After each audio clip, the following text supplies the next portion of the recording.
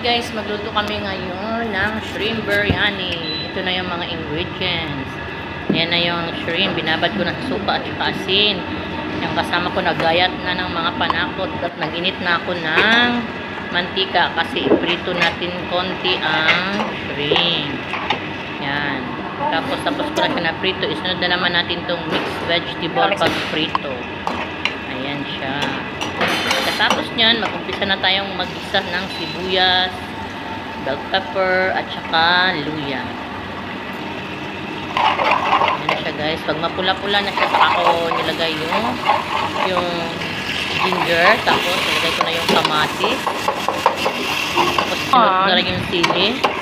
Saka yung warag hindi, at saka bara bakdones. Tapos niyan, nilagay ko na rin yung shrimp, tsaka yung vegetable, saka natin timplahan. Nilagyan ko lang siya ng asin at saka ebsar.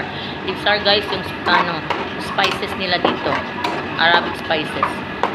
Yan. Yung baharat tawag sa kanila. After that, itabi na natin siya kasi, yan.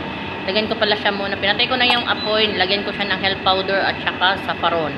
Pero kailangan patay yung apoy guys. Tapos i-mix nyo lang siya, tapos itabi na siya kasi pailalim natin ito mamaya sa kanin.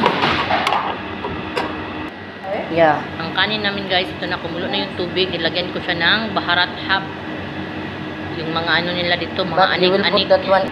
Lagay halo sa kanin. Lagay ko na yung bigas. Pakuluin lang siya natin hanggang maluto yung kanin. Ay, yung bigas pala, I mean. Ayan. Pag okay na siya, sinala ko na siya. Ayan, naglagay na ako ng bigas sa ilalim ng kaldero.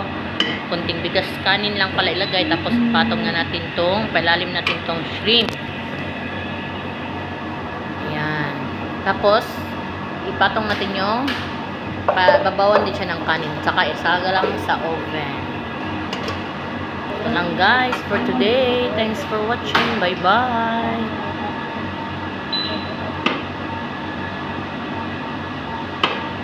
Yeah.